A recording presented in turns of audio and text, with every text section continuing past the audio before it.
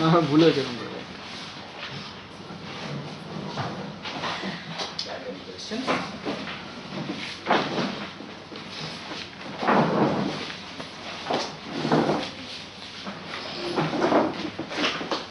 Okay, so today we'll start on a new topic, namely action principle for gravity.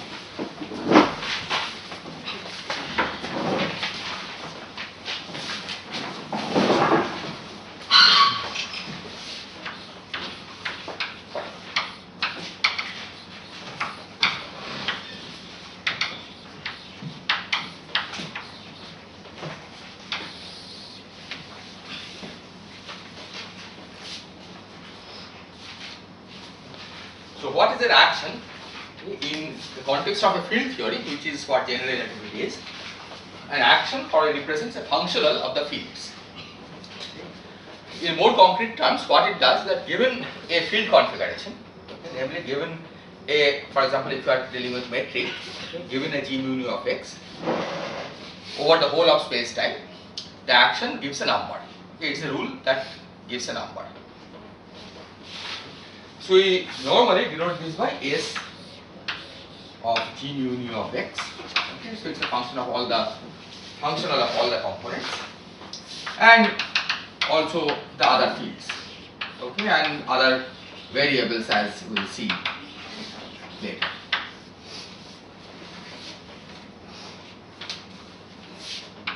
So this is a real number.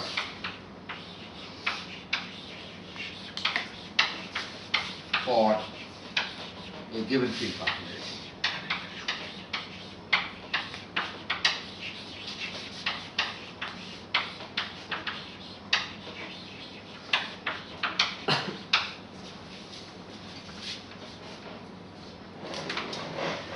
But this has a very specific role to play, so it's not any arbitrary functional.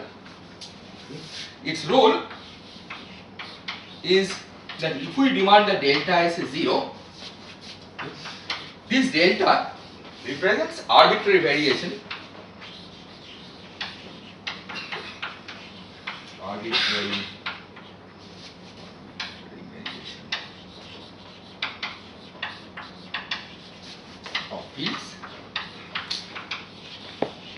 by infinitesimal.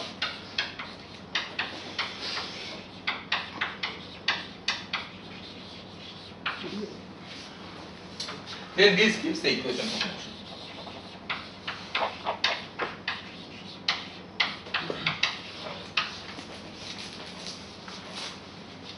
So this generalizes the notion of action in classical mechanics.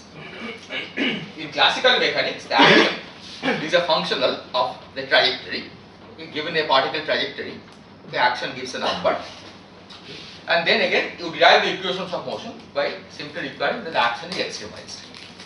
Okay, on the equation of motion. So the action, when you give the action as a functional field configuration, there is no requirement of these fields to satisfy the equation of motion. Okay, the action should be given for an arbitrary field configuration. But the idea is that once you demand that under an arbitrary variation, arbitrary infinitesimal variation of the field, the variation of S to first order vanishes, then that imposes the equations of motion on the fields. So let me begin with a simple example of a scalar field phi in flat spacetime. In flat spacetime, so no gravity.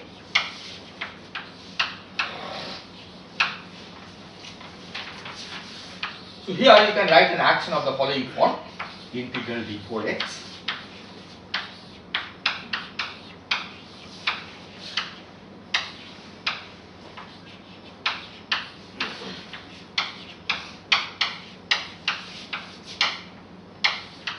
so V is some function.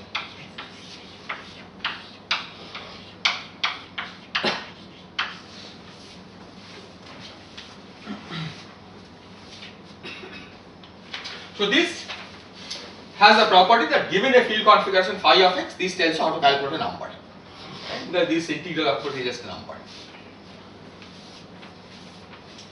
So now let's see how we can derive an equation for phi using this principle. Okay, using the principle that delta S is 0. So you calculate delta S under an infinitesimal variation. So it's given by integral d4x minus eta mu nu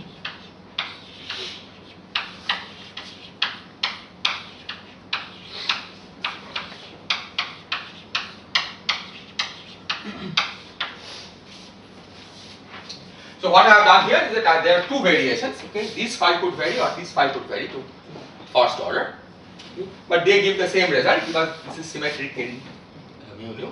So I just multiply by factor of 2 instead of writing two terms separately. And this is just a variation of v of phi. V prime is just the derivative of v with respect to phi. Now to derive an equation from here, okay, what we need to do first is to integrate by parts so that delta phi comes outside. So integral d4x, I can write this as eta mu nu delta phi of x and then del mu phi minus d prime phi delta phi plus possible boundary terms.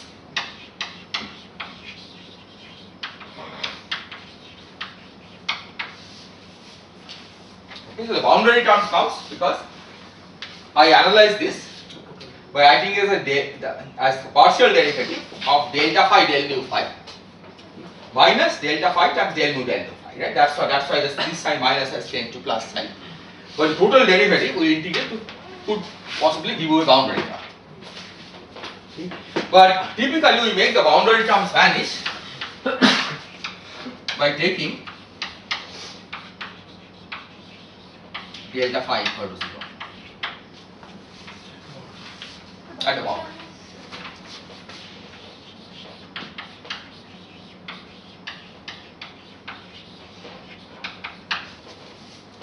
The boundary term in this case is eta mu nu delta del mu phi.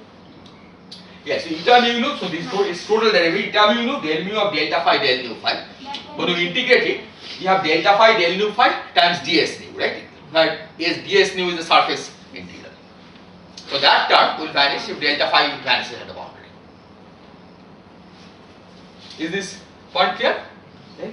So you basically this quantity we are writing as a del mu of delta phi del mu phi minus delta phi times del mu phi. That's what I have written here is the second term. The first term is a total derivative. Eta mu nu del mu of delta phi del mu phi. Because it's a total derivative, you can integrate and you get boundary terms. Okay? Del mu of something, when you integrate, you get terms at the boundary, and as long as delta phi vanishes at the boundary, you can ignore those terms. Now this is not always the case. Okay, that you cannot always make the boundary term vanish just by choosing delta phi equal to 0, because you could, for example, have a derivative of delta phi. Okay, then setting delta phi equal to 0 does not necessarily guarantee that derivative of delta phi will be 0. Okay, but as we will not discuss this explicitly. Typically, what one has to do in those cases is that besides this action, which I have written here, besides the structure that I have written here, you also have to add a boundary term whose variation exactly cancels this. Okay. But those don't play any role in arriving at the equation of motion. Okay. Those boundary terms simply play the role of cancelling the boundary terms of the variation. Okay. But you can, as far as deriving the equation of motion is concerned, you can simply ignore those effects. If the derivative of del phi is not 0, then this boundary terms will not be 0 for all time. In this case, of course, it is 0. In this case, Because it only involves delta phi. Right? But there may be situations, right? For example, if it contains higher derivatives, then the boundary terms themselves involve del mu of delta phi. Okay? Then you can set delta phi equal to 0, but the derivative may not vanish. Right? In which case, you have to worry. And typically, what happens is that in those cases, okay, at least in sensible theories, you can add some additional boundary term, right? Not integral over the total volume, but it surface integral. And those terms are such that their variation exactly cancels what you get by integrating by parts from here. In particular, this is necessary for gravity, okay, although we will not describe this in detail. Those total derivative terms can always be added because this will be Yeah, the total derivative, the point if you add boundary term here, it won't change the equation. it will not change the equation of motion, but the equation of motion will be coming from the bulk term. Okay, so let's see how the equation of motion is derived. Okay. So the idea then is that if the boundary terms vanish, then delta is equal to 0 implies that this must vanish for all delta phi, right, which vanishes at the boundary. So delta is equal to 0 for all delta phi gives that we must have eta mu u del nu phi minus b prime phi equal to 0.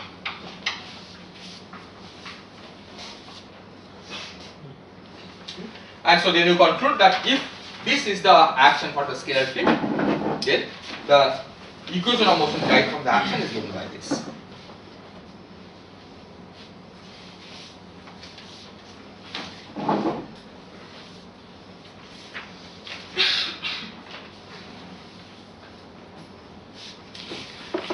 And so our goal will be to write down a similar action for gravity.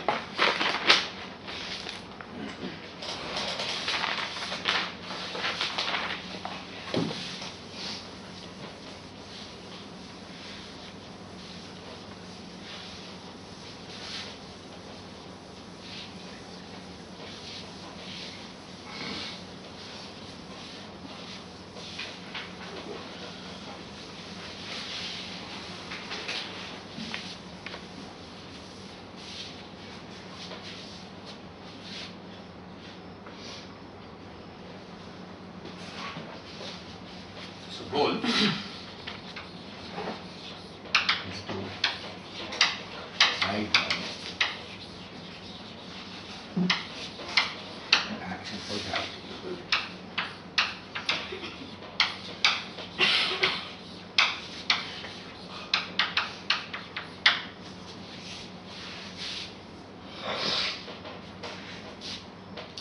So we will begin by considering the case of pure gravity.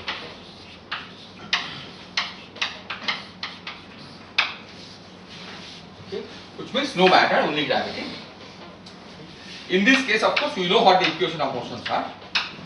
R mu nu minus half R G mu nu equal to 0. This is the equation of motion.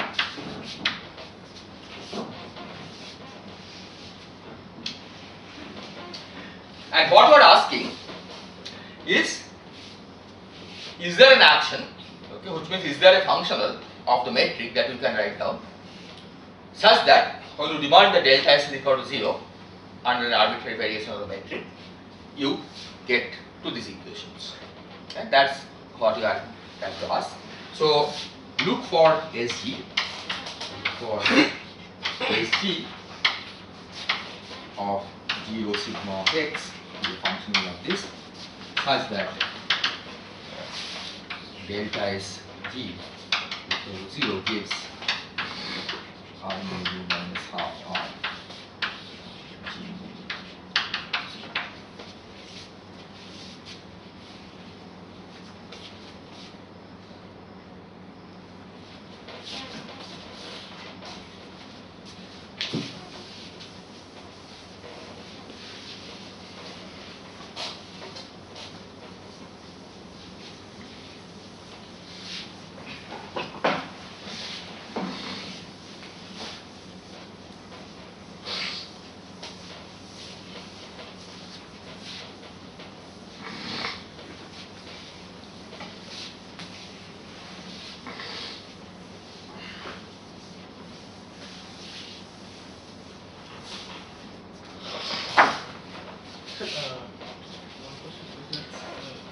We saw for the Schwarzschild solution there was similarity at r equals to 0, which means there was some energy source at r equals to 0.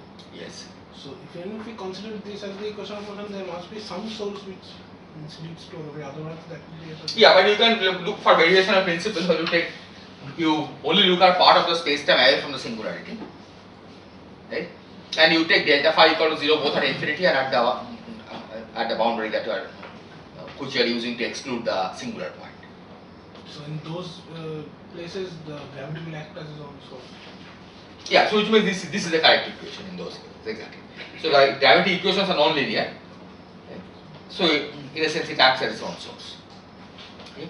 But that's not necessary. I mean, even in electromagnetism, you can have Coulomb field, for example, right? 1 over r for half of the potential. Okay? It's a solution to the electromagnetic field equations if you exclude the origin.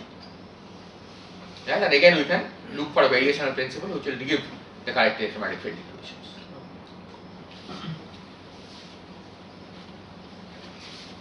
Okay. So we are looking for an action of which gives this, and we will try to use some guidelines which at least gives some motivation of how to arrive at the action. Okay, what could possibly be an action which is responsible for this equation of motion. So the first thing to notice is that this equation is general coordinate invariant. Okay, so if g prime mu nu of x prime is del prime mu x rho del prime mu x sigma g o sigma of x, then we know if g mu nu of x satisfies the equation of motion,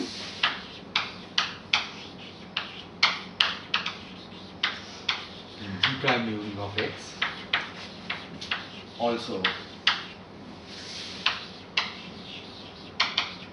satisfies the equation of motion.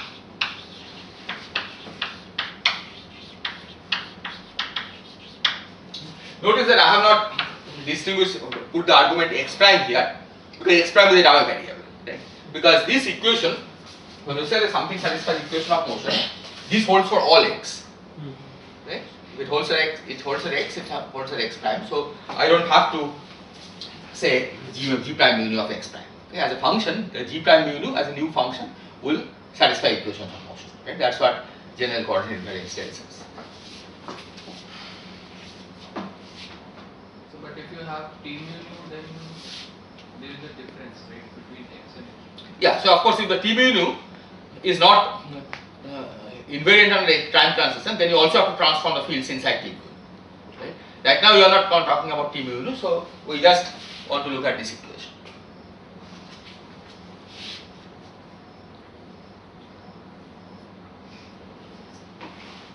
Okay.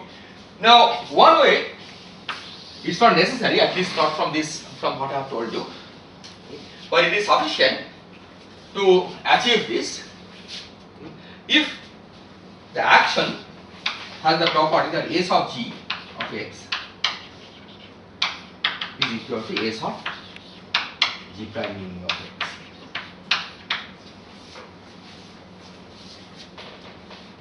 Namely, that if the action as a function is a functional, given two configurations, g mu nu and g prime mu nu, which differ from each other by general coordinate transformation, if the action has a property that it is guaranteed that if g mu nu extremizes S, so does g prime mu nu. Is this clear?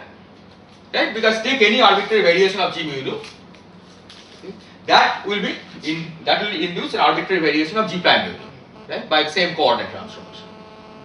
So if this is 0 to first order, this will also be 0 to first order. Okay? And as a result, if this satisfies the equation of motion, so does this. This is the vector of the action. It is a vector of the action. Okay? So as I said, it's not strictly necessary, at least not from what I have told you. But if this holds, then equations of motion will automatically have the property that they will be general coordinate invariant. Okay? So based on this, we will try and look for an action which has this property. Okay, which is manifestly invariant on a general coordinate transform. So we are now looking at it the other way.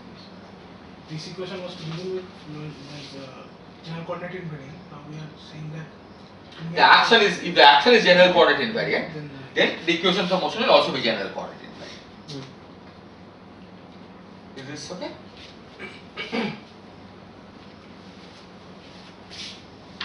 The other way is not necessarily true. For example, the two actions could differ by constant. Right? It will still give the, it will still satisfy this. That it will not satisfy this, but it will still give the equations of motion being invariant. Okay, because the variation of a constant is 0. Okay, so let's take this as a guiding principle, that we look for an action which has this property. Now, we have to look within certain class, so we look for an action of the following form. Again, motivated by the action for the scalar field that we wrote down. That is integral d4x times some function of g mu nu of x del rho g mu nu of x del rho del sigma g mu nu of x and so on. Okay, namely, its integral of some quantity which is constructed out of g mu nu and its derivatives. Okay, this is an ordinary function.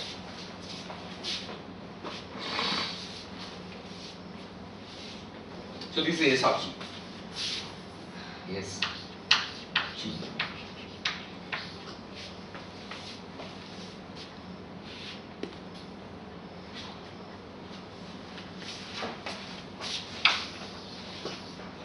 So in that case, S of g prime mu nu will be given by exactly the same thing, but with g replaced by g prime.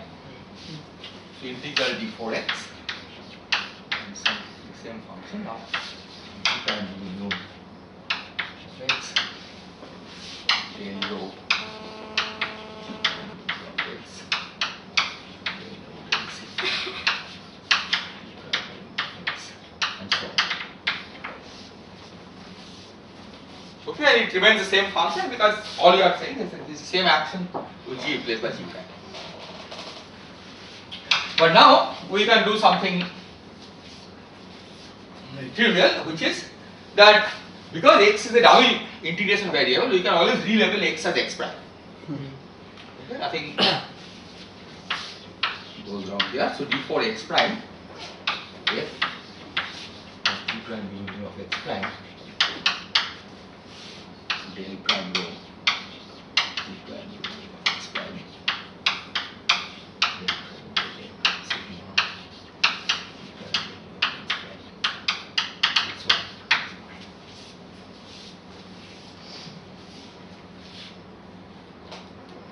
Okay.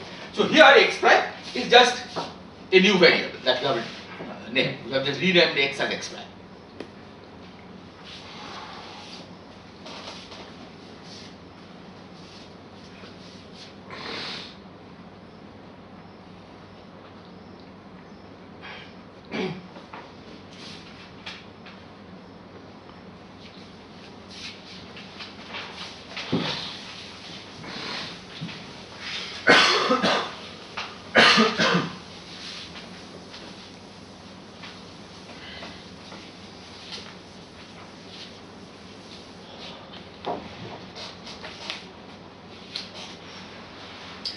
In this expression now, so let's go back here,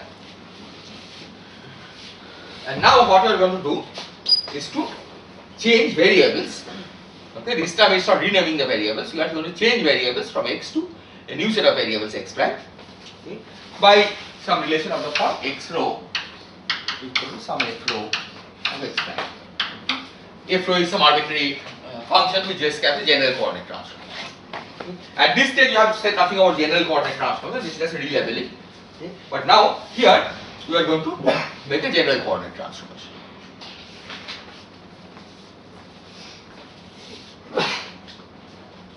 So then we get S of g as integral d4x prime determinant of del mu prime x nu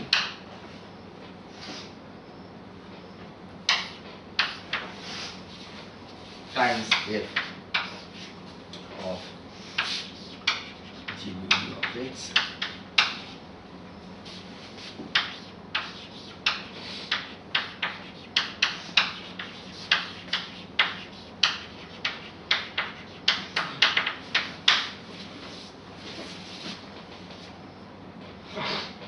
Okay, and the point is here, of course, you are supposed to think of x in terms of x prime.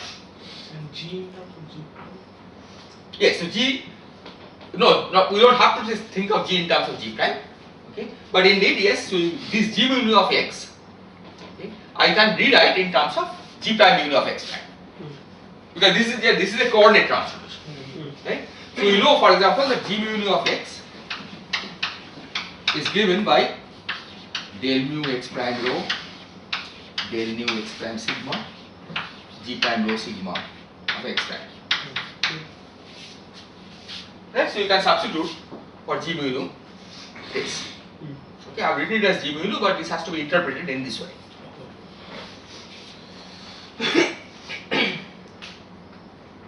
So why the determinant is coming in the Jacobian?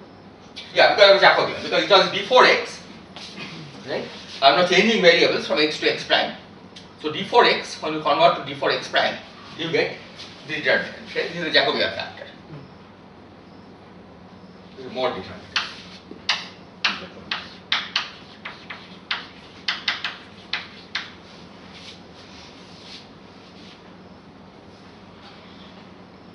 Is this clear?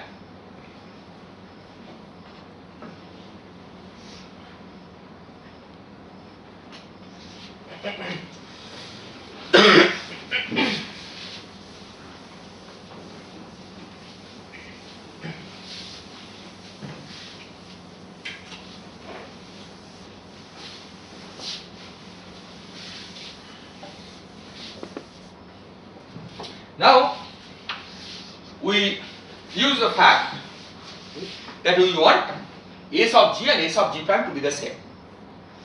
Okay. So, this expression that we have here, with g interpreted this way, should be the same as this expression that we have here.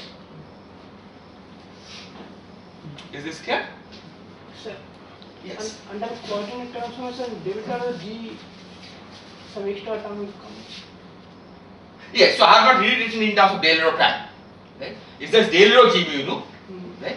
Of course, when you write in terms of del rho prime g prime mu nu, because this is not covariant, there will be extra terms. Yes, indeed. Right? But I just haven't explicitly written it in terms of g prime.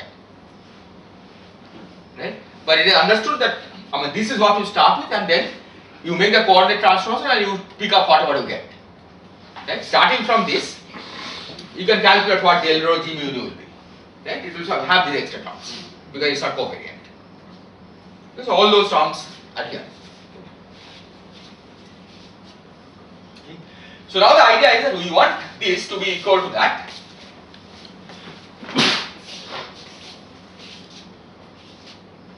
Okay. And again, one way of guaranteeing that, okay, although it's not necessary, is to demand that the integrands here and here are equal. Okay, it's not necessary because you can always have total derivatives which integrate to 0. Okay, but let's not allow total derivatives. Okay. So it's certainly sufficient for, in order for this to be equal to that, it's sufficient if the integrands are equal. It's not necessary, but it's sufficient. Okay, so we require the determinant of del mu prime x nu times f of g mu nu of x del rho g mu x del rho g sigma g x etc. is equal to f of g prime mu nu x prime del rho prime g prime x prime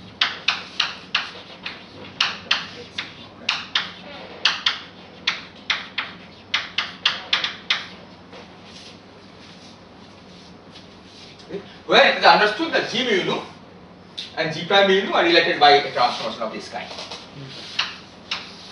Okay, because otherwise this relation doesn't make sense, right?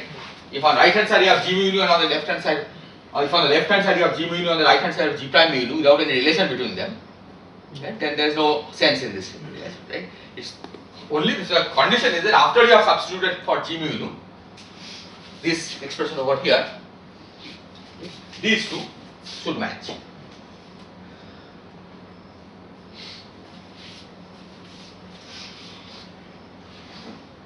Is this clear? Now you see that if this was not there, then you could compare this, and this implies that f is a scalar out of construct of the metric and its derivatives. Right? That's the definition of a scalar. Right? Because f as a function of the metric and its derivatives and f as a function of g prime and its derivatives, okay, are equal. Right? That's the statement that f is a scalar. However, f is not a scalar because of this. Is that clear? Sir, but there are two things like scalar in magnitude and there is form invariance also, like the function also stays the same, right? There are two things happening at the same time. Yeah, but these two are equal for all G mu nu or all G prime mu nu, right? G mu nu and G prime mu nu are of course related. G mu nu is given in terms of G prime mu nu by this. Okay. But once you substitute G mu nu in terms of G prime mu nu, these are equal as functions. Right? Because for arbitrary G prime mu nu, this has to hold. Right? You have not chosen any specific G prime mu nu.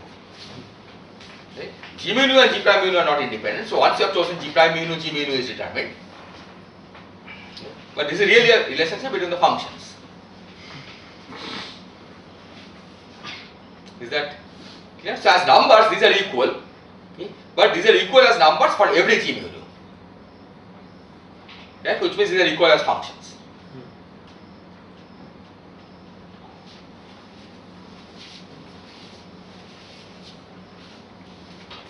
Okay. So to deal with this,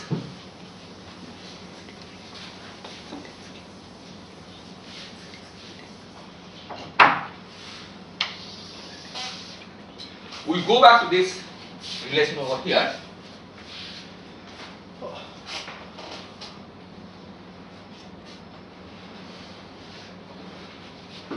And we see that determinant G, well, we can just rewrite this equation in a slightly different way to make it very explicit. So G rho sigma, G prime rho sigma of x prime will be del prime rho x mu, del prime sigma x mu, G mu of x. Okay? This is the inverse relation of this. So from this it follows the determinant of G prime of x prime is equal to determinant G of x and determinant of this matrix del prime mu x mu square. Because you can think of this as a matrix product, right? This matrix times G times the transpose of that matrix. Okay, so it's when you take a determinant, is determinant of G prime of x prime is determinant of G of x times the square of this matrix.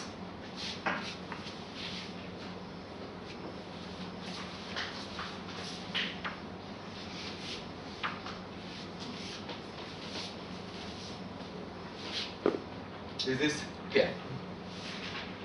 Okay. Now I just put a minus sign in front of both because determinant G is negative. Right? So if you want to make it positive, and from this it follows the determinant, mod determinant of del prime mu x mu is given by square root of minus determinant G divided by square root of minus determinant G prime.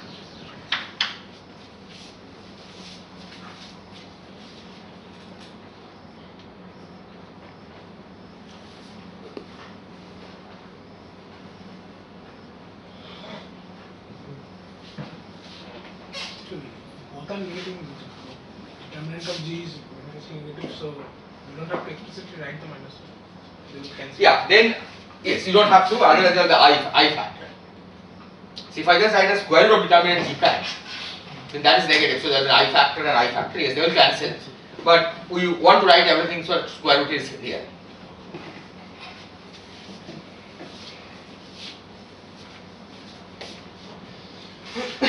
Is this clear?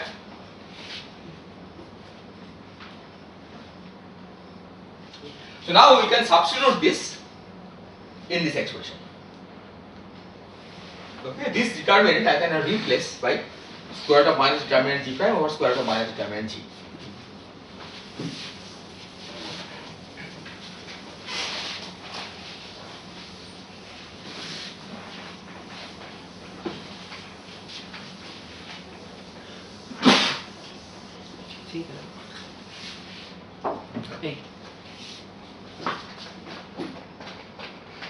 So once we substitute, we get a nice relation of 1 over minus square root of determinant G f of G mu u of x del rho G mu of x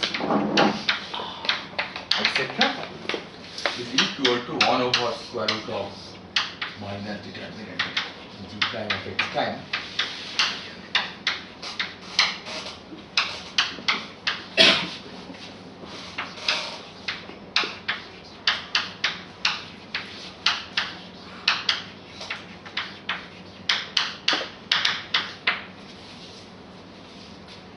This whole thing is a scalar. Yeah, so this means that this quantity is a scalar.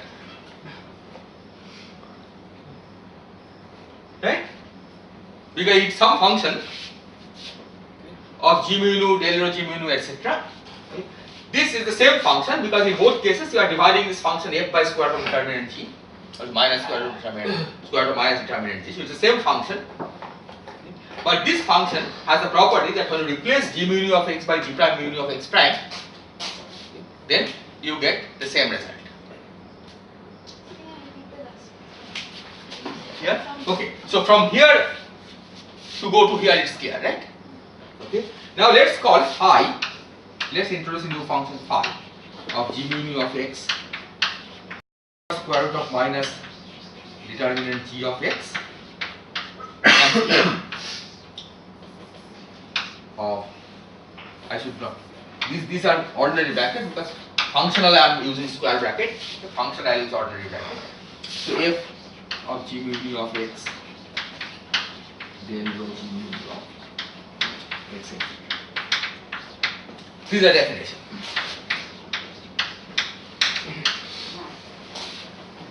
Okay. So using this definition, I can rewrite this equation as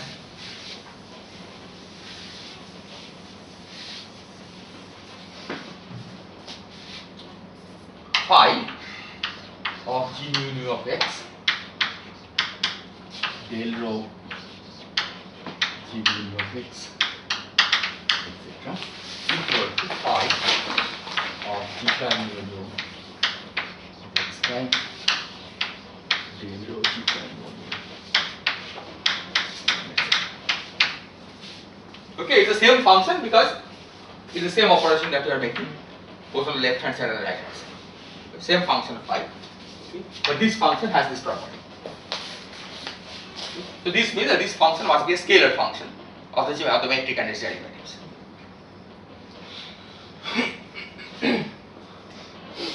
Is that clear?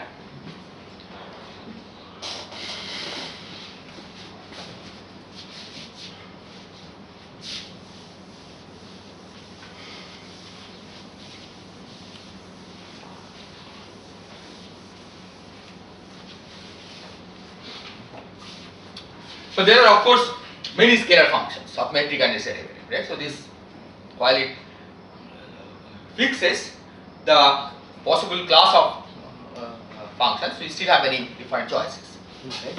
The scalar cardinal, R is a scalar function, right? R will be one candidate, or R mu nu, that's another candidate. R mu nu rho sigma is a third candidate, and so on, right? So there are many candidates. Okay, so we have to use some more information. And the information that we are going to use is the following. So let's imagine that, so the action, let me write the action again. So the action will be integral square root of minus determinant g times phi of g mu nu del rho g mu nu del mu del sigma g mu nu and so on. Okay, because f, this is what we are calling phi, right? So f is square root of minus determinant g times phi.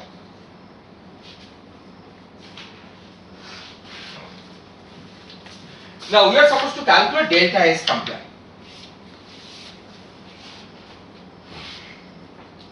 And then identify the coefficient of delta G mu nu, and whatever multiplies it should give the equation of motion.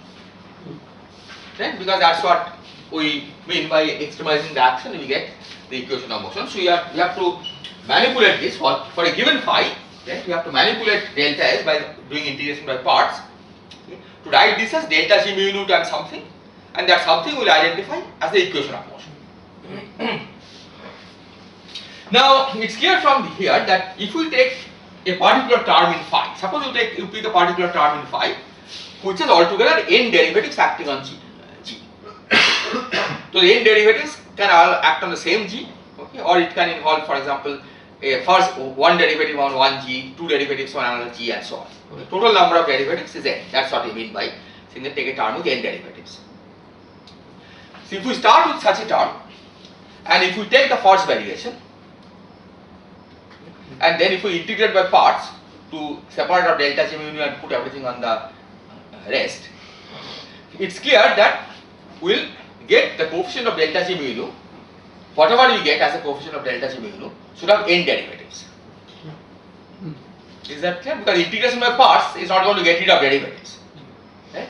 To begin with, if you have a term with n derivatives, okay, then integration by parts will shift the derivative from one to another. Okay? So it will give term with n derivatives. Okay? So in term with n derivatives in phi, we will give a term with n derivatives in the equation of motion. Is that clear? Now we know that the equation of motion that we want has two derivatives.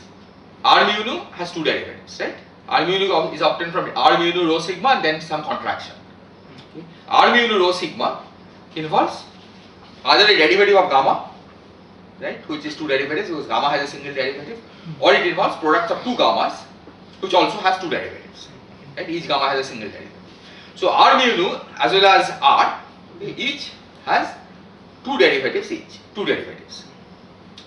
So which means that the action that we should do, the phi we should look for, should contain terms with two derivatives automatically, right? Not lower, not higher. Okay? Because if you have lower number of derivatives, you will get a term in the action which is with lower number of derivatives. If you have higher number of derivatives, you will get a term in the equation of motion with higher number of derivatives. Okay? So phi should then contain only two derivatives. With that, the choice is unique. Right? What is the scalar that you can construct out of two derivatives automatically? The Ricci scalar. Right? R is the quantity that has two derivatives. If you take something like R mu nu, right, it has four derivatives. Because R mu nu has two derivatives, so you square it, you get four derivatives altogether. So is the case for R mu nu rho sigma, R mu nu rho sigma. Okay? So counting derivatives fixes the action uniquely to some constant times square root of minus determinant g.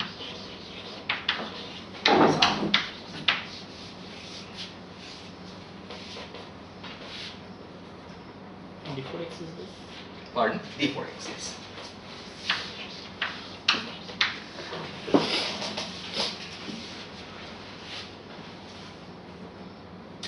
Now, of course, we arrived at this by using various consistency requirements. But it doesn't guarantee that if you start from this action and vary, you will get the equations of motion correctly. Right? After all, who tells us that the equations of motion have to follow from an action? So if R is multiplied by any scalar that is constructed only out of the metric, then also you will get the same. Yeah, but there is no such scalar, right? The only scalar that you can construct out of the metric is G mu nu, which is just 4, right? So that's just a constant. So there is nothing that you can construct out of the metric, which is a scalar. So the first scalar that you can construct is in terms of R mu nu rho sigma Sir, by contracting. could we not go otherwise, like construct a higher derivative scalar, Yes. but multiply by a dimensionful constant or something like that, which carries the dimension of dimension. No, that is true. I mean, we are not talking about a dimensional analysis here, so you can certainly adjust the dimensions by multiplying by constants. Right? But the point is going to vary it. Right? The coefficient of delta G mu nu will contain terms with that many derivatives. Right? Multiply by some dimensionful constant. Okay? But that's not the equation of motion that we are looking for. Right? Because the equation of motion that we are looking for has only two derivatives. So from that perspective, we know that this must have two derivatives and not more and not less. So as I was saying, that this is a possible candidate, this is the only candidate, okay, based on the assumptions that you have made, okay, which may be false, of course, right? Namely that the action should be invariant. So we haven't proven it. Equations of motion are, of course, covariant. Okay, we said that the invariance of the action guarantees that the equations of motion will be covariant, but the reverse is not necessarily true. Okay. Similarly, when we equated these two, or when we, well, I erased that, so we had an integral, right? Integral d4x of something equal to integral d4x of something, right? And then you said that we will integrate the equate the integrals. That was also not necessary, right? You could have added some total derivatives. But given those assumptions, what we have shown is that this is a unique action that you could possibly write down. Okay. But now you have to make sure that this action actually reproduces the equation of motion that you want. If it doesn't reproduce the equation of motion that you want, that will basically mean that the equations of motion, Einstein's equations, cannot be derived from an action of this kind. Okay, so this is something we have to check, that this action is the correct action that gives the Einstein's equations. Yes.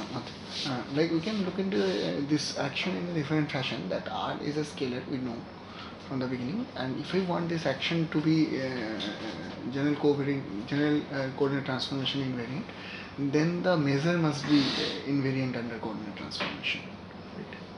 Yeah. So can we look into this? Yeah, so that is this statement, right? That is a statement that this phi, you have to construct a phi, which is scalar. Yes, but what I'm trying to ask, that can we check that this d4x root over g is itself a invariant measure? Well, that follows from the analysis that you did, right? Yes. Because you wrote d4x equal to d4x prime times that determinant. Okay. Right. So we determinant have taken into this phi. Exactly. Yes. Right? The determinant besides is compensated for by this Yes. square root of minus determinant g. Right? So this is an invariant measure by construction. Okay. So let's now go ahead and try to check that this gives the correct equation of motion. Okay. And for this, I'll not go into the give all the details, but I'll just outline the basic steps. Okay, because the details are straightforward.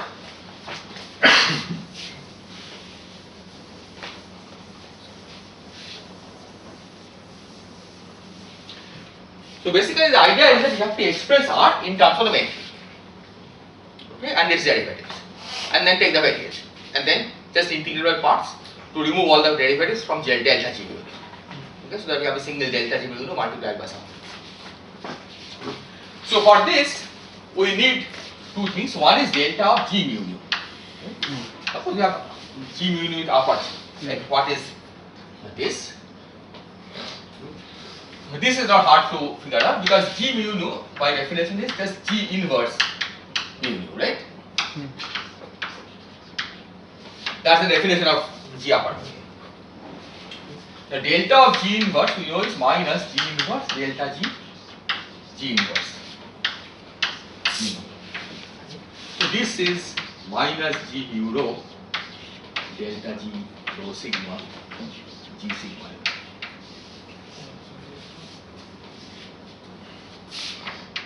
Yes. How do you get this? Oh, from here to here? Okay, that you can check. We have G inverse is equal to identity, right? So from this you get delta G times G inverse plus G times delta G inverse is equal to 0. And then we multiply with Yeah, then you multiply by, so delta G inverse, you just bring it to other side and multiply by minus G, minus G inverse delta G, G inverse. Okay, that's what gives this. So, in computing delta R, you need to calculate variation of G with upper mu nu, and you have to use this formula. Is that clear?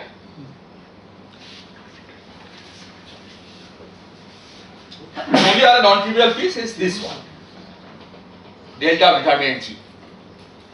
And that, in fact, I think we did this once in one of the tutorials. Delta of minus determinant G is minus determinant G times G rho sigma delta G rho sigma. That is relation we have derived, I think, in one of the tutorials. So this is what you have to use. Using this, we can express the whole thing in terms of delta G rho sigma or something.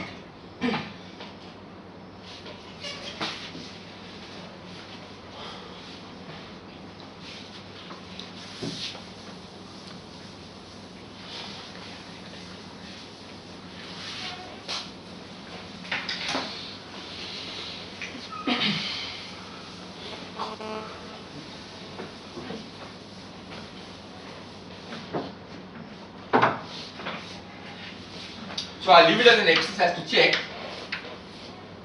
Let me call, so let me denote this by SG. G for gravity. Okay, the action for gravity.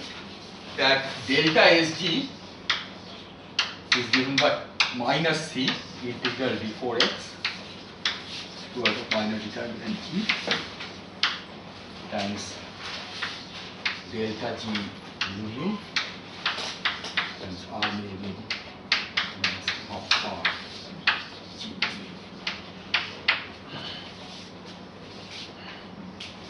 Okay, so this is, as I said, straightforward algebra. We just have to collect terms and do integration by parts.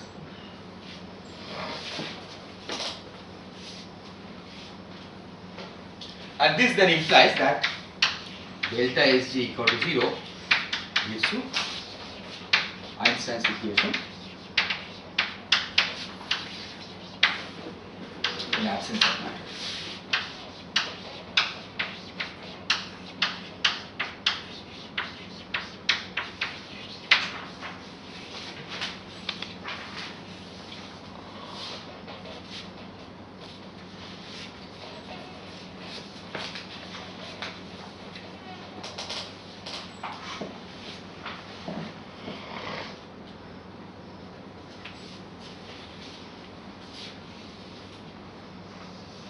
Is this okay?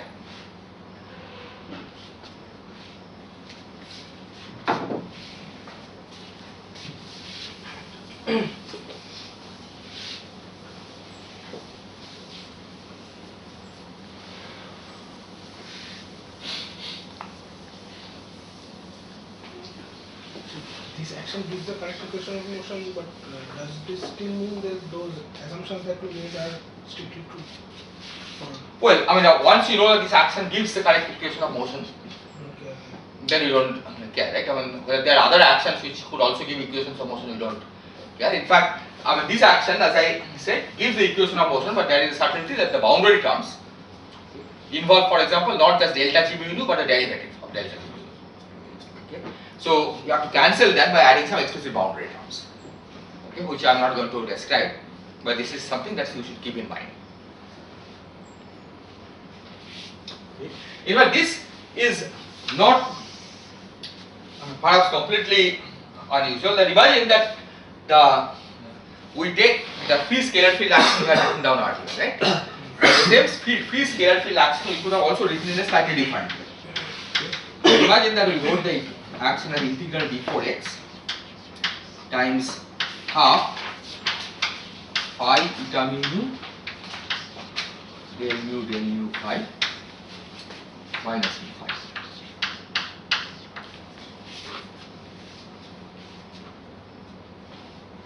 So del mu phi, del mu phi. del mu del nu phi. This action in fact is equivalent to the earlier one by an integration by parts, because you could integrate by parts, okay, and put the del mu on this side. So this differs from the earlier one just by adding a total derivative term. Okay. Now suppose you try to calculate delta S phi. One term will be half delta phi times this, del mu phi, right? The other term will be half phi times del mu delta phi. Okay. So now you have to integrate by parts twice, right? Because you want to make the delta phi free without derivatives, right? So that you can compare the coefficient of delta phi. So you have to integrate by parts twice. So first time you integrate del mu, put it on this phi. Okay. But then the boundary term, okay, will involve a del mu of delta phi. Is that clear? Yes. Right? Second time you integrate again, integrate part, then the boundary term involves delta phi. Okay.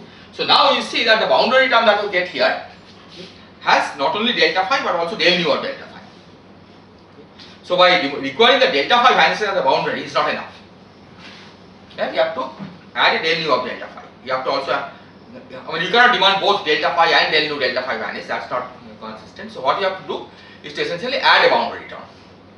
Okay. And that boundary term that we add, okay, essentially convert this action to the previous action that we have, and this one differs by total derivative.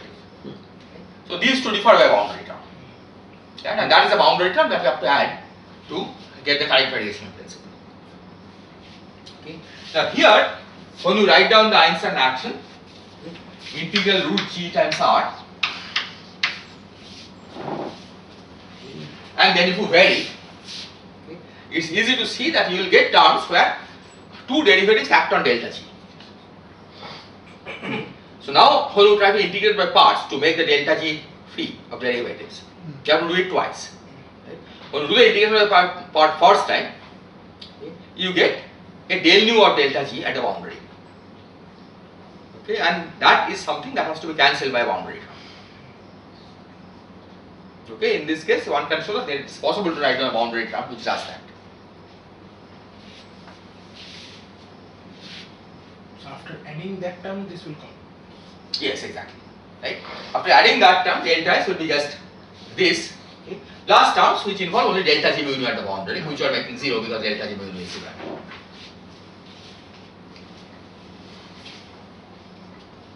Okay, now let me write the action. S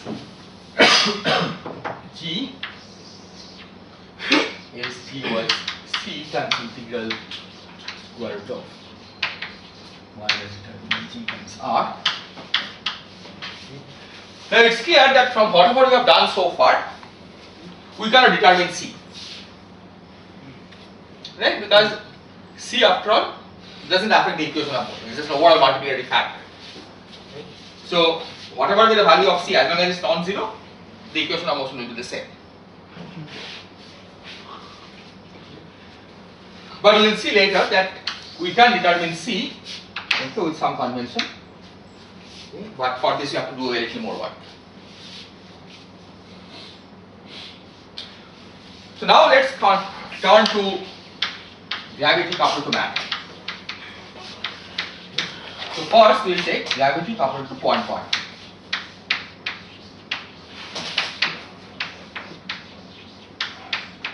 Point particle of mass m.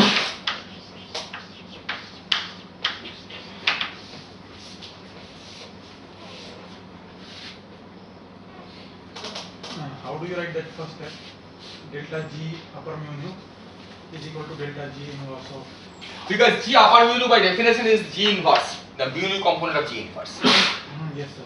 Right? But then we are using delta G, delta of G inverse, and there G inverse is a determinant of G upper mu nu. No, G inverse is the inverse matrix. Yes, sir. Right? And inverse matrix, there is a formula for delta of G inverse which is this, right? Which you derive from here. See, the inverse matrix by definition satisfies G inverse equal to identity, right? Yes. So you take the variation of the on the left hand side. So delta G times J inverse plus G times delta G inverse should be 0, right? And then you can just bring it to the right hand side and multiply by G inverse from the left. And that's what gives rise to this equation. Okay. Now, we had earlier written, worked out the variational principle for the equation of motion for a point particle in a background metric. Okay. So, let me remind you that variational equation, what we varied, was again up to an overall constant given by integral du square root of g mu of x of u dx mu. Okay, let me put a minus sign here. Dx mu du dx mu du.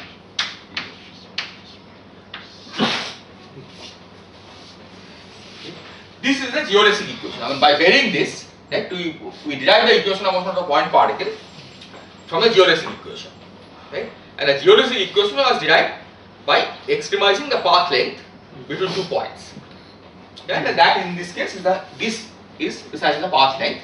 Right? The only extra ingredient that I have done is that I have put a minus sign here, which of course is overall constant, so it should matter the equations of motion.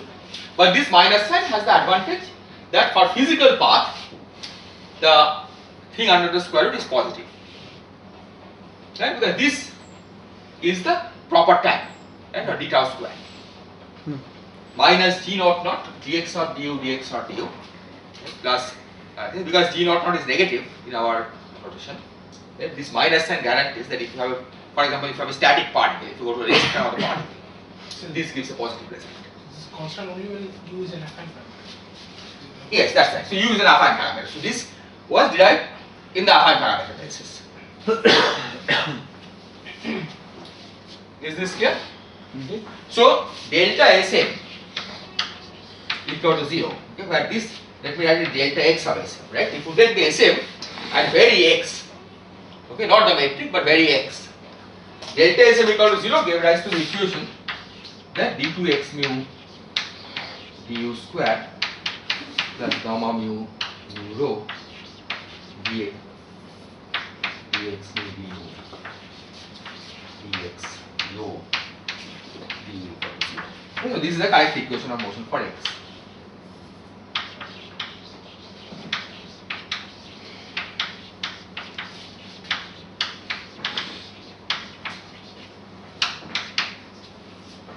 Wouldn't k be equal to m?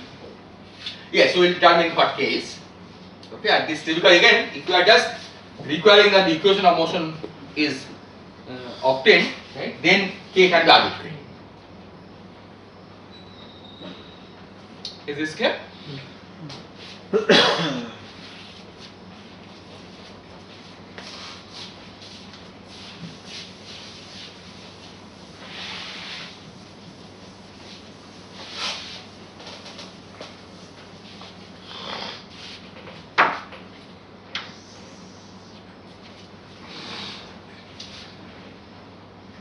However, in this case, okay, we can derive the normalization k by requiring that in the non-relativistic limit, it gives the correct normalization for the action. Right? In the non-relativistic limit, you are familiar with what the action is. It's integral of the kinetic energy, free particle, right? In integral of half mc dot square.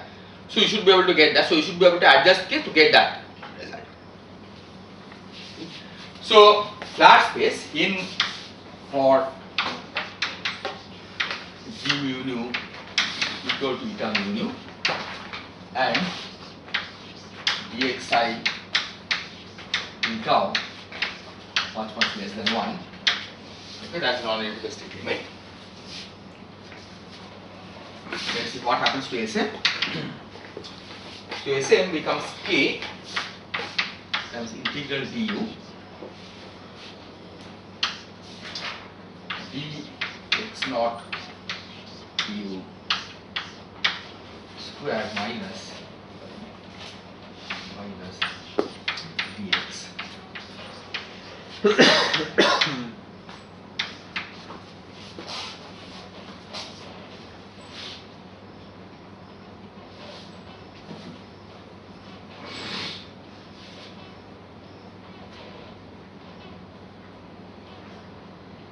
root over. Sure. Yeah.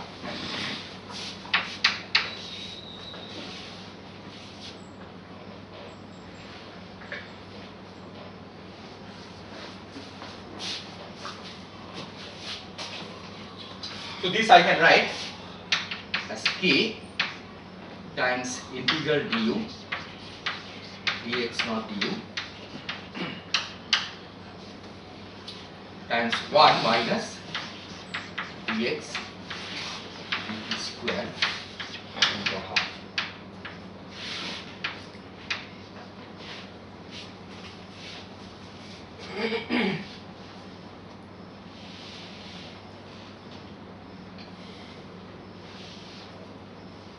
Right, because x naught is t, right? So we just took out x dx naught du outside this, okay? And then dx naught is just dx dt. So this integral du dx naught du, this is just integral du. Okay? So then this becomes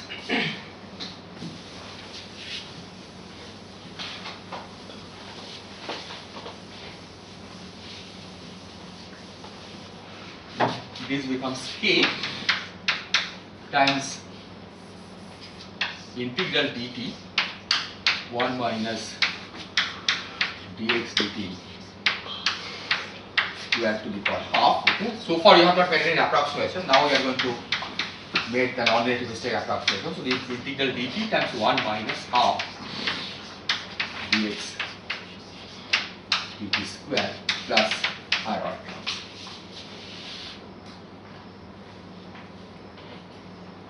And now you see that the first term, of course, is a constant. Okay, constant term added to the action doesn't make any difference. The second term is minus half k dx dt whole square. Okay. But this should be constant plus half m integral dt times dx dt whole square.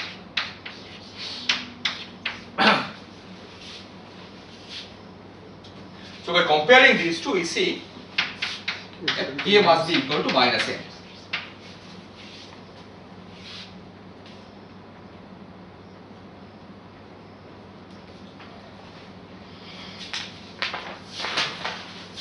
So we now write the total action as c times integral square root of minus determinant g r of x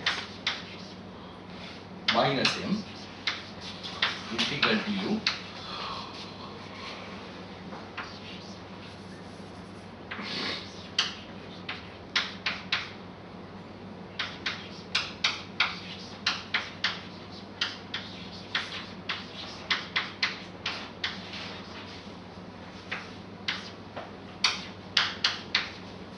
Here we put u equals to t and dx0 du equals to 1. That condition. Yes, that also you can do. Okay, except that if you took you, I mean, you cannot really strictly put u equal to t because u was supposed to be an affine parameter. Okay, in flat space it is true. You can put u equal to t. Okay, in flat space t is as good an affine parameter as u. So since we are writing that as an integral over dt, Yes. So here I have just changed variables. U times dx naught du. Right? I wrote it as the integral dt.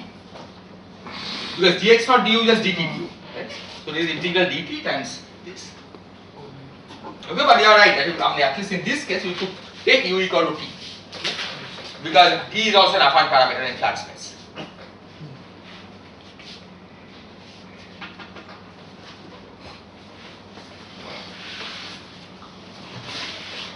So is this clear? This is the action that we now have. Okay. And what property does this action have? This part has the property that when you take variation with respect to g mu nu, okay, this gives you the Einstein's equation in the absence of matter. This part, okay, when you take variation with respect to x, okay, it gives us the geodesic equation for the point particle. Is this okay? Yes. So what I have done here is that I have just added the two actions that were derived independently. This was the Einstein action, okay, whose variation gave the Einstein's equation in flat space in the absence of matter, and this is the action whose variation with respect to x gave us the geodesic equation for x. Okay, I have just added the two actions, okay, and now we will study its consequences.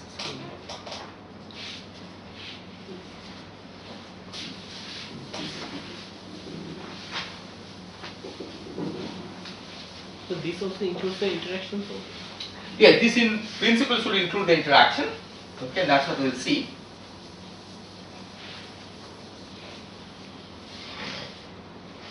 So if we now take the total action, this part doesn't depend on capital X. Right? This part doesn't know anything about the particle trajectory. So when you take a variation of this with respect to capital X, you still have only this part, okay, which will contribute, and that will give the correctly the geodesic equation for the point part. Is that clear? Okay. Now, so let me put it again. That now we are given this total action. Okay. Here the variables are g mu nu of x and capital X. G mu nu of x describes the degrees of freedom of the metric. The capital X describes the degrees of freedom of the point particle, which is moving. Now we are instructed to vary the action with respect to the metric to derive the equations of motion for the metric, and we are supposed to vary with respect to x to derive the equation of motion for the x, capital X. Now when you vary with respect to capital X, there is no contribution from this term, the first term. Okay, so you only have contribution from this term, which means that the equations of motion for capital X is unchanged from the geodesic equation that we had derived earlier. However, this is not the case for variation with respect to the metric, because this part of course depends on the metric, but so does this. Okay? There is a metric dependence in the second term. So now when you vary the total action with respect to the metric, you not only get a contribution from here, but you also get a contribution from here. Is it That clear? is the T alpha beta part. It should give the T alpha beta part, but we will see exactly what it gives. Right? But that's the way we will determine this constant C. You haven't yet defined how to define T alpha beta with respect to the variation of G. No, so right now we have not done anything. Right? All we are saying is that we take the total action, okay, and we vary with respect to G mu and see what we get. So I'm confused. Yes. So here G depend on X. Yes. So if we vary X, then G also should change. No, the argument of G changes. Right? But when you talk about changing G, you are changing G as a function. Right? So changing G means to initially if you had G mu nu of X, okay, then the varied object will have a G mu nu plus delta G mu nu of X. Right? The functional form changes from G mu nu of X to G mu nu plus delta G mu nu. Right? Here there is no variation in the functional form. Right? When you vary X, see what we will do is that we will write delta S as integral d4x delta G mu nu of X times something plus integral du delta X mu u times something. Right? The general variation will have this structure. Okay? And now the equations of motion will require us to set this equal to 0 and this equal to 0. Okay? So what I am saying is that the coefficient of delta X mu of u, okay, this is not affected by the presence of this term. Sir, suppose X mu change to X mu plus delta X mu. Yes. Then G of X mu plus delta X mu equal to G of X mu plus delta. Yes. So that I have taken into account. Here it will change. Right? But the change will be proportional to delta X mu. Has a delta X mu and into derivative of G. Derivative of G, exactly. Right? That's what was responsible for the gamma. In the equation of motion for X mu. Right? You remember you had dx mu du square plus gamma mu nu rho dx mu du dx rho du equal to 0. This gamma came precisely because of this. You varied x to x plus delta x. Okay? So you got a derivative of g times delta x. Right? So the coefficient of delta x indeed involves derivatives of g. Right? And that's what was responsible for this gamma. Is this okay? Okay? But this will not give any term proportional to delta g mu nu of x. Right? Because delta g mu nu of x is like changing the functional form for the metric. Right? Changing capital X is not going to do that. Right? In this case, are we considering both G mu nu and X mu? A metric, x mu is the degree of freedom of the scalar or of a particle. Okay, and these are a priori independent.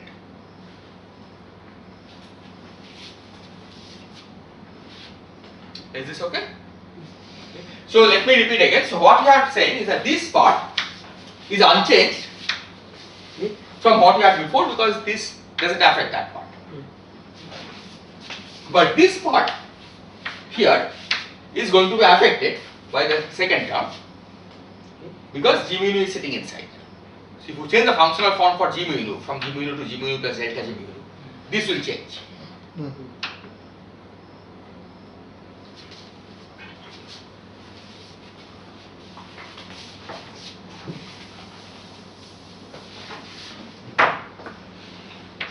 So now this we have already analyzed. So our goal is to analyze this term now. Okay, collect all terms that involve delta g mu nu of x. For the first term, we already know that this gives you minus c times integral d4x square root of minus determinant g delta g mu nu of x times r mu nu of x minus half r g mu nu of x. Okay, that's the variation from this term. Now we focus on calculating the variation from this term. So that gives you minus m integral du. So we vary this. Okay, so we get half of minus g mu nu minus sigma of x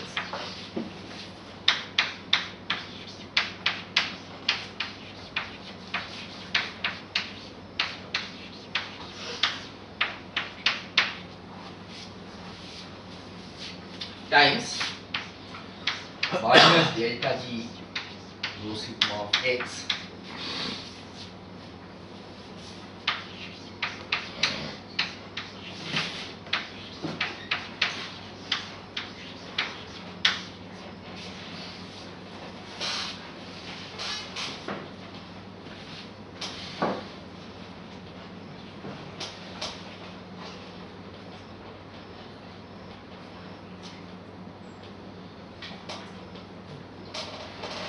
Is this clear?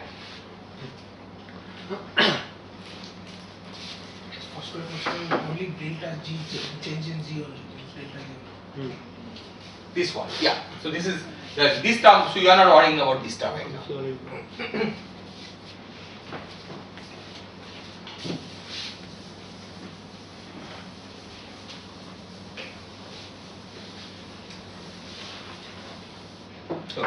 So let's just focus on the second term. First term is already there. We put it back at the end. So we are using dummy variable 2 times, no? Rho sigma in the first term. Oh. Yes, yeah. Okay, let me add this. We can write it in Alpha beta.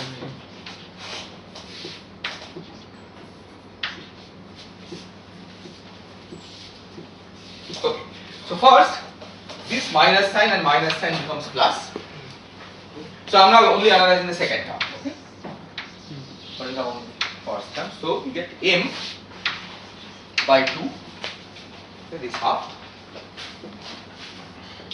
Now you see that you have a delta g mu nu with argument x, capital X, okay, which is along the particle trajectory. Okay. But you want to write it in this form. Integral over 4-dimensional integral. Okay. So we do that by introducing a delta function. Yes. Okay. So I can write this as integral d4x delta g mu nu of x integral du and then delta 4 of x minus x of a.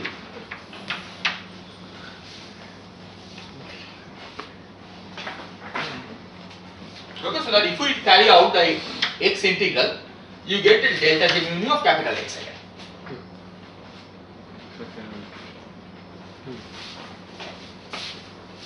Then we have the rest of the integrals. So minus g rho sigma of x dx rho dx sigma All G rho sigma will be replaced by small x, right? Pardon? All G rho sigma will This be will be also replaced by small small x. x. Well, it doesn't matter. I mean, I could keep it as capital Yeah, X. in principle it is. And I could replace it by small x, but let's keep it as capital X. On this. Because the delta function will change all small x to capital X. Exactly. Yeah. So you could have written it as small x. It will change all small x to capital X. Delta G mu I have already taken out. Minus sign has gone. So dx mu du dx mu.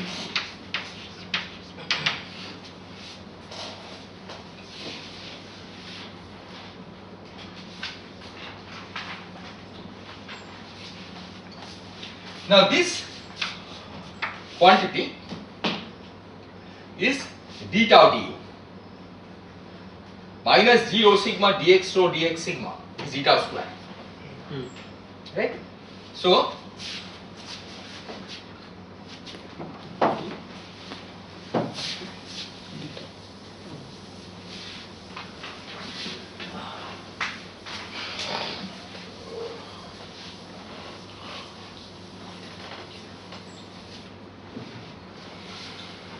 I can write this as m by 2 into the d4x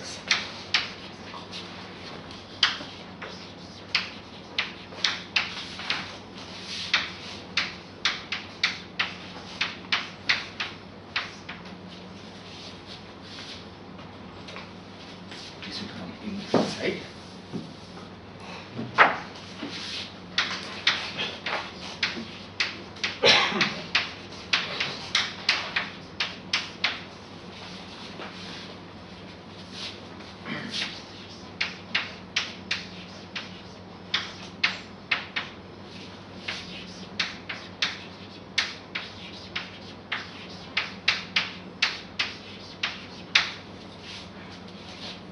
And now I can change this integration from u to tau by writing this as du as du d tau times d tau, and that basically, so write du as du d tau times d tau and dx mu du as dx mu d tau times d tau.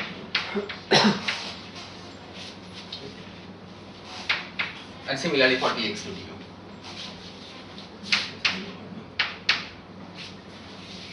So then this will become m over 2 integral d4x delta t du of x integral d tau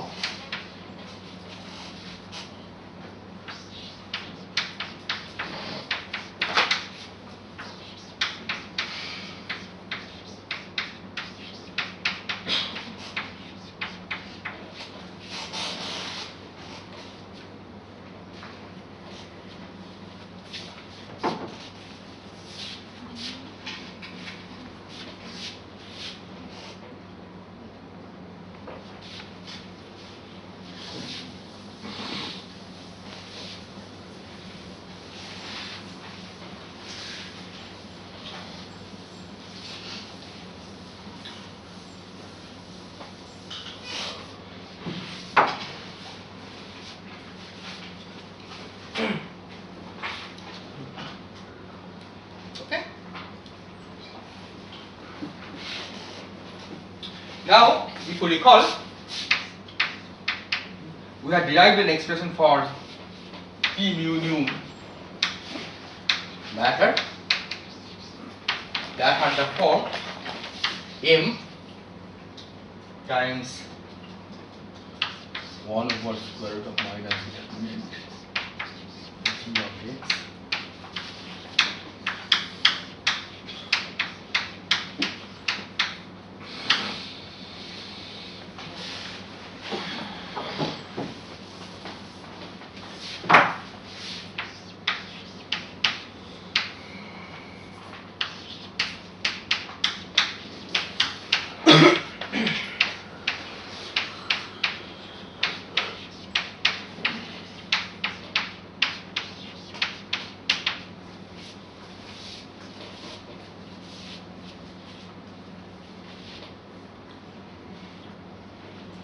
Okay, this is something that we have derived quite a while ago.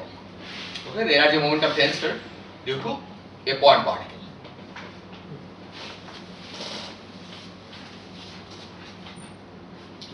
So using that we can rewrite this as half. So now let me write the total S. Is the first term is minus c integral d4x square root of minus determinant g times delta g mu nu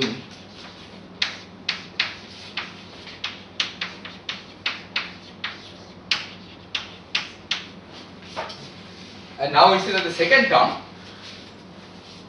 here this can be written as half integral d4x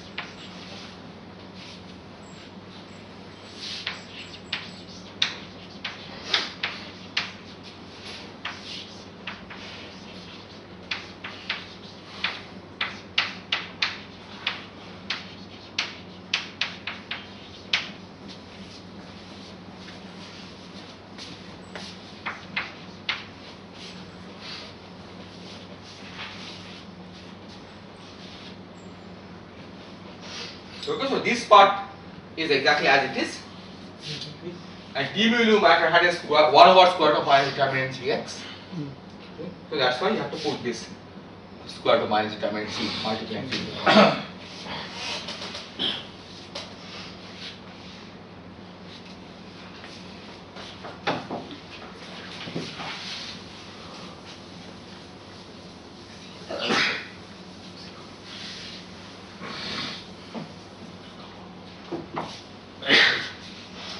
So now we see that delta S equal to 0 now gives minus C times R mu nu minus half R G mu nu plus half T mu nu matter equal to 0.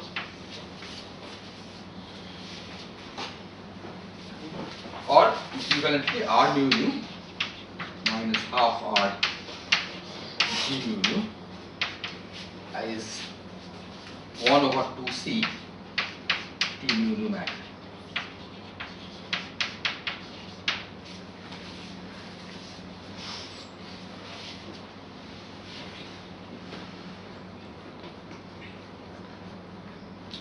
But you know that what you want here is minus h pi g.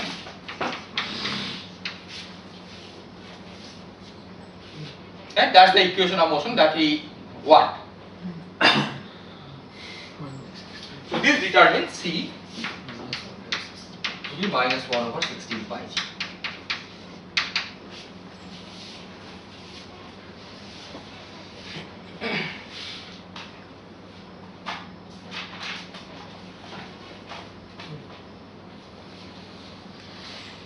Is this okay?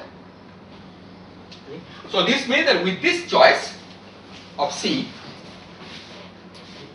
if we take the total action for gravity plus matter, then by varying that action with respect to the metric, we get the correct Einstein's equation including the energy momentum tensor, and by varying that action with respect to the x's, we get the correct equation of motion for the point particle in a gravitational field.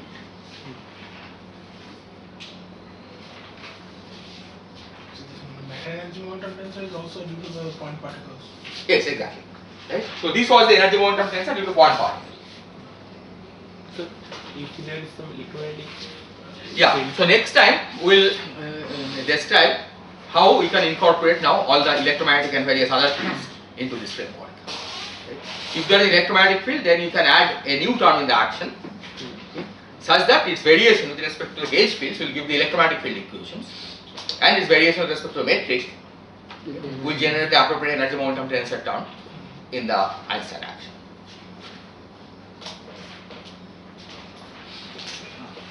Can you say again about the, the other, derivative term coming from that equation?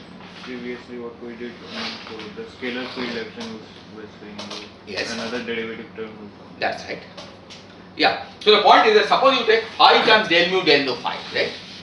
You start with that action. Then when you vary phi, there is one term which is delta phi times del mu del nu phi, which has no problem, right? Which is directly has no derivative of delta phi. Another term will have phi times del mu delta phi. Right? Now you have to integrate by parts. Okay? First term integrate by parts, right? You get the one term is minus del mu phi. Okay? But then, or the minus del mu phi del nu of delta phi. Okay? But then there is another term, the boundary term that you get by say integrating. If you have phi del nu delta phi, okay? This you are writing as del mu of phi del nu delta phi minus del mu phi del nu delta phi, right? Okay. So this term when you calculate the boundary contribution, the boundary contribution involves del nu of delta phi at the boundary. Okay. So just by demanding that delta phi vanishes at the boundary is not enough to make this vanish at the boundary. Okay. So what you have to do is to add a term at the boundary which cancels this, whose variation will cancel this. That is why usually, another term is added to the, R part, in gravity, this kind of Lagrangian. The Einstein-Hilbert, Einstein-Lagrangian, yes. In that case, there is another surface term or something Exactly. usually added. Yeah. So that's what to make the variational principle well defined. That and that exactly that has the struggle. That's the reason for this is precisely of this kind. But usually most books don't. Yeah, because the most books don't give it because after all you that term doesn't affect the equation of motion, right? It's necessary for consistency. Okay, because if you want delta is equal to 0, right? You better have something that cancels all the boundary terms. So what is the problem if the first derivative is also vanished at the boundary? Then that gives you too many constants on delta phi. Right? If for example phi satisfies the second order differential equation, right? You get the solution for phi, right? By including, so you put two conditions, two boundary conditions, that two constraining. Right? That's the reason why you impose. You can use either del mu of delta phi equal to 0 or delta phi equal to 0, but not both together. Okay, and in this case you can see that it's not enough to impose del nu of delta phi equal to 0 because you have to do one more integration by parts, right? Because ultimately you have to feed this, you have to put this del nu on this side, right? So you have a term involving del nu of delta phi, but also a term involving del nu of phi, or just delta phi. Okay? And so both you cannot require to vanish. So, but anyhow we are using it just for variation principle, right? So these boundary terms are just for a variation to give you an answer. That's right. So, Yeah. See the point. Okay. For classical analysis, it doesn't matter. You can put as many boundary conditions as you like. Okay? But ultimately, the action is also used for describing quantum mechanical path integral. Okay? And so when you use quantum, when you go towards infinity. Right? And there the point is that you cannot put too many boundary conditions on phi. Right? You put the appropriate amount of boundary conditions, which makes the variational principle well defined. Right? And if that's not enough, you add some boundary terms, okay, to cancel the extra terms that you will get from the variational principle. In scalar field theory, Yes. we can argue that even though the boundary at the boundary the delta phi doesn't go to 0, but if I take my boundary not to be finite to be infinite, my fields itself go to 0, right? that phi goes to 0. The phi itself and delta phi itself goes to 0, not del phi itself goes to 0. Yeah. Field variables, not the variation. Yes. But in case of gravity, Yeah. The point is that if you demand too much, right, then you may be throwing away some of the interesting configurations. Like singular. Right? For example, if you for the metric, if you demand too many conditions on the metric, Yes. right, you may throw away the Schwarzschild solution as a possible Yes. classical solution, right? You don't want to do that, Hmm. right? So you want to impose certain boundary condition on the metric, right, so that the space becomes asymptotically flat where you can do your work. But at the same time, you don't want to impose too many boundary conditions which throw away interesting solutions. Right? So it's a trade-off. I mean, right there by putting a sufficient number of boundary conditions, you can make all the boundary terms vanish. But in that process, you may be throwing out some interesting solutions. Yes, but what I'm trying to actually point out that in case of scalar field theory, we can argue that in the far space-time point, the fields go to 0. But Yes. in case of gravity, G mu nu is itself coupled to the space-time. So G mu nu can go to eta mu. The fields go to 0, the analog of that Yes. is G mu nu goes to eta mu. Yes. Yeah. Which you can impose. You can decide that you will work on asymptotical Minkowski space-time, right? So you can demand that G mu nu goes to eta mu. Yes. Okay? But then the question is how fast should it go to eta mu? Right? Because the boundary terms involve surface integral. So just going to 0 is not enough. Right? You have to make sure that the integral, surface integral vanishes. Right? So it has to go to 0 sufficiently fast.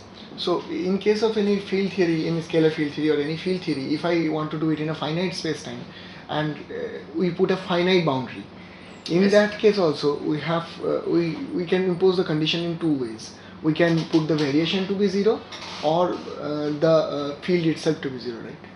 Yes. The point is when you are defining the path integral in quantum mechanics, then of course there is no variation. Yes. You are just carrying out a path integral over fields. And you have to describe what boundary condition you want to impose on the fields to carry out the path integral. Right? And that boundary condition, I am saying that if you impose too strong a boundary condition, you will throw away interesting solutions. It's not a condition on the variation, but it's a condition on the fields themselves. Yes.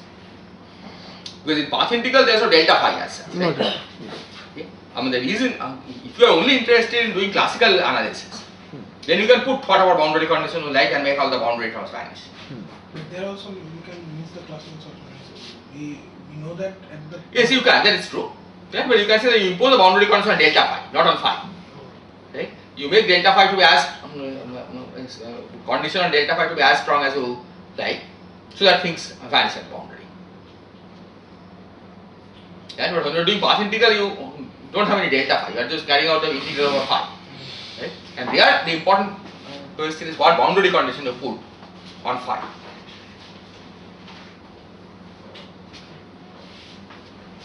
So sir, we want to put that our delta phi is equal to 0 at surface, Yes. but not the time derivative of delta phi. Yes.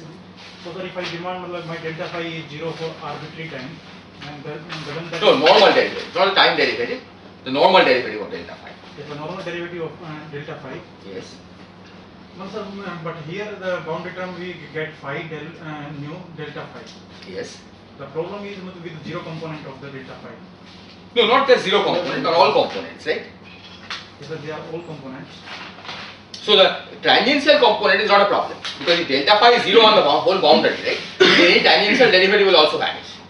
The problem is that normal derivatives don't vanish. Yes sir, but normal derivative can be non-zero.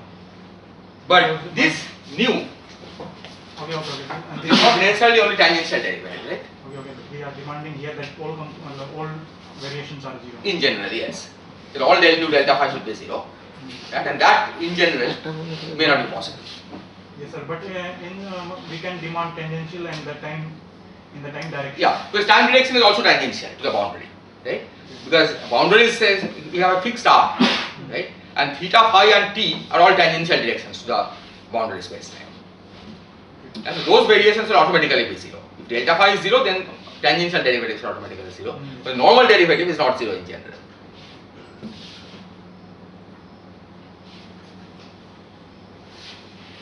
Okay, but as I said, if you are just doing classical analysis, then you don't have to worry about the subtleties. Right? These boundary terms are relevant really only for describing the quantum mechanical path.